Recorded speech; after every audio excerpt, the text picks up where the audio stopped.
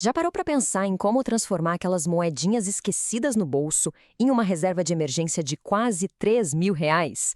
Pois é, a ideia aqui é a gente ver passo a passo um plano bem prático para fazer isso acontecer em só um ano. E o melhor, começando com quase nada. E quando eu digo quase nada, eu tô falando disso aqui, R$ 2. É sério. Tudo começa com um valor que para muita gente nem faz diferença no dia a dia. Esse é o pontapé inicial de toda a jornada. E esse é o nosso destino. Olha só a diferença. É gritante, né? Sair de R$ 2 para chegar em quase 3.000. Parece até meio impossível, eu sei, mas a gente vai ver o caminho exato para chegar nesse resultado aí. Então, vamos batizar isso de o desafio dos R$ 2. E o mais legal desse desafio é que ele é muito simples, super acessível, é um processo que vai crescendo aos pouquinhos, construído dia após dia, sem susto. Bom, o primeiro passo prático e talvez o mais importante é escolher o lugar certo para esse dinheiro começar a crescer. E ó, já vou adiantando, não é debaixo do colchão, viu? É preciso achar um lugar que pague juros. E hoje em dia, opções não faltam. A maioria dos bancos digitais tem aquelas caixinhas ou cofrinhos que já rendem automaticamente. Se for um banco mais tradicional, o nome do produto costuma ser CDB de liquidez diária. O ponto principal, a chave de tudo, é o dinheiro começar a render desde o primeiro dia. Mas como assim render? Como isso funciona? É bem mais simples do que parece. Quando se coloca o dinheiro numa conta dessas, na prática, a pessoa está emprestando essa grana para o banco.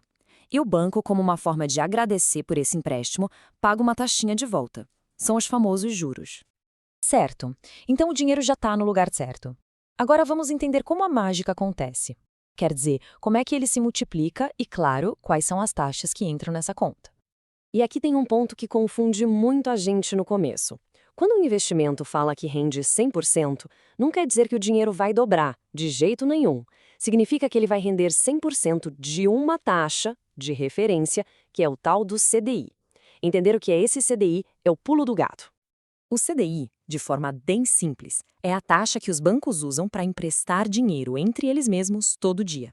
Ela anda coladinha na taxa Selic, que é a taxa de juros principal da nossa economia. Então, se a Selic sobe, o CDI sobe junto. E o rendimento do nosso dinheiro também. Ok, vamos falar de imposto. Sim, eles existem, mas calma. O ponto mais importante é esse aqui. Os impostos são cobrados só em cima do lucro, só sobre o que o dinheiro rendeu. O valor original que foi depositado está sempre seguro, ele nunca é taxado.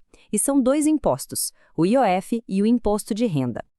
O IOF é tipo uma multa para quem tem pressa. Se o dinheiro for sacado no primeiríssimo dia, o imposto come quase todo o lucro, 96%.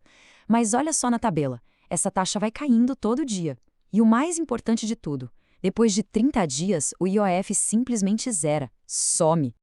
O segundo é o imposto de renda, e ele também funciona de um jeito que premia a paciência. Quanto mais tempo o dinheiro fica lá rendendo, menor é a mordida do imposto sobre os lucros. A taxa começa em 22,5% e vai caindo até chegar em só 15% depois de 2 anos. Aí vem aquela pergunta que não quer calar, uma preocupação super normal para quem está começando. Tá, mas e se algo der errado? Esse dinheiro está seguro mesmo? Vamos ver as camadas de proteção que existem. A pergunta central é essa. O principal risco quando se empresta dinheiro para um banco é a chance, mesmo que pequena, de o banco quebrar.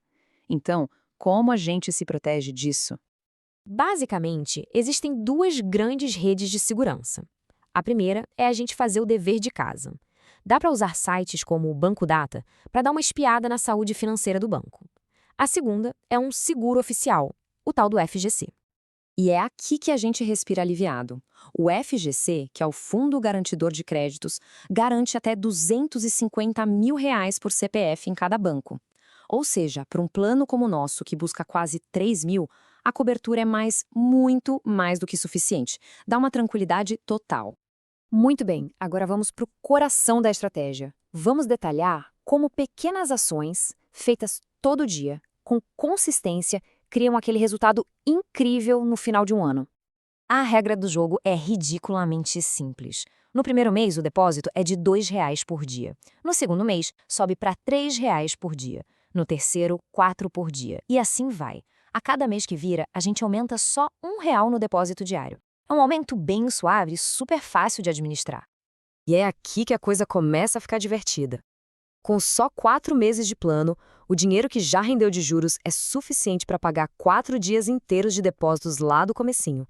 Ou seja, o próprio dinheiro já está trabalhando e gerando mais dinheiro. Agora, avança um pouco para 9 meses. Olha o poder que isso ganha. Nesse ponto, o total de juros que já pingou na conta é maior do que tudo que foi depositado no primeiro mês inteiro.